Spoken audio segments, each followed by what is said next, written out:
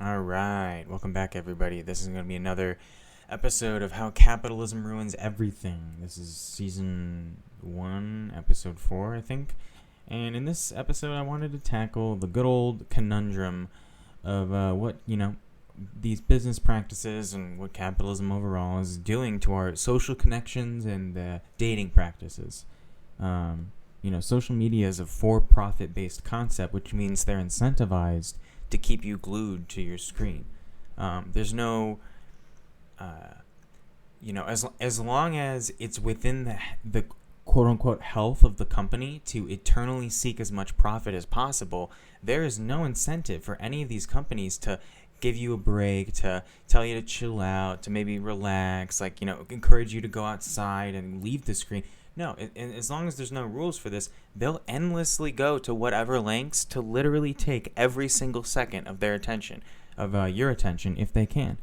The more interaction that people have with the platform, the higher traffic there is, the higher revenue there is, right? With the advertisement they have and the influencers and people consuming this product or that product, using this and this, which is popular for that and that day to get more and more revenue for this and this.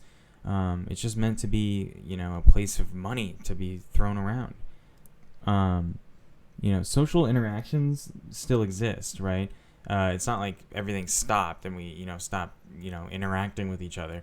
But things have significantly decreased and people feel way less of a need to, what is essentially push ourselves to go out and meet other people. And that's not just because of capitalism deteriorating, right? The pandemic caused all different kinds of economic impact, and I would argue people aren't necessarily trusting as they used to be before that went down, and I think that caused some issues. But now, especially with things that are allegedly able to get back into shape and things are supposed to get back to normal, well, of course they're never going to go back to normal. It's going to constantly get worse. All you see is people getting more distrustful, more standards are getting more impossible. People are focusing on themselves more to get healthier and to get better, but they're not willing to compromise. They're not willing to, it's easier for people to say things like that person gives bad vibes or that, even if sometimes that's true, we often have an obligation to spend more time in that zone and see what the deal is, especially working with other people to see what the deal is and see if we're off about something.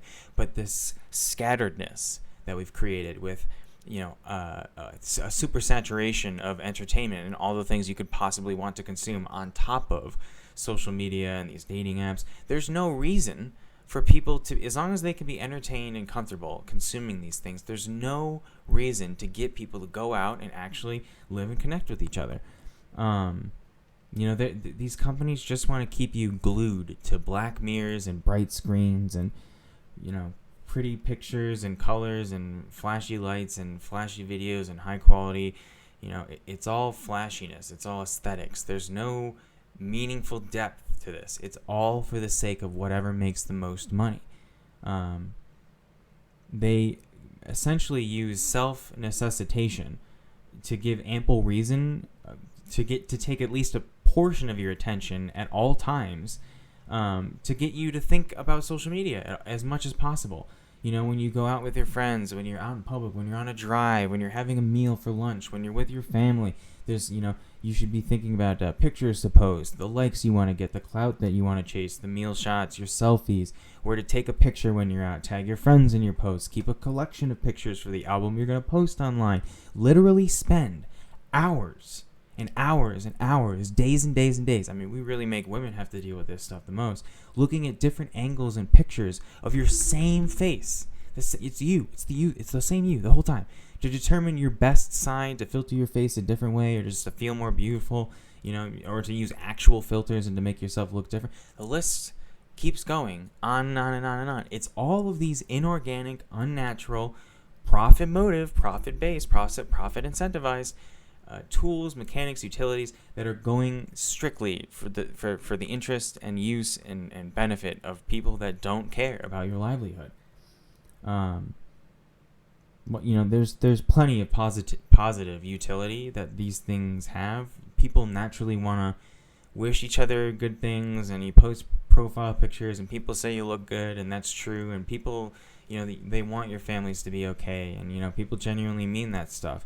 And that's all fine. There are plenty of good things that exist about it, but most of that exists symptomatically, I would argue, of what makes humanity good. Humanity desires goodness and social cohesion.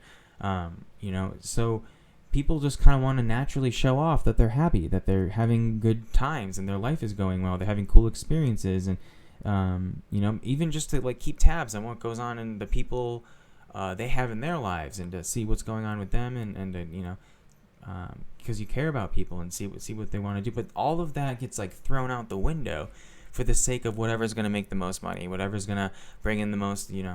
It's a culture. It's a culture of trying to get as much money as possible, and it's infecting everything.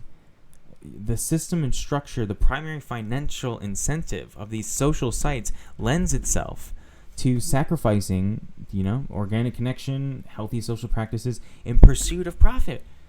Consider TikTok's infinite algorithm, YouTube's infinite algorithm. If these companies could have every single second of your attention, they would take it. That's what they're going for. That's what they're allowed. There's no legal requirement for them to chill out.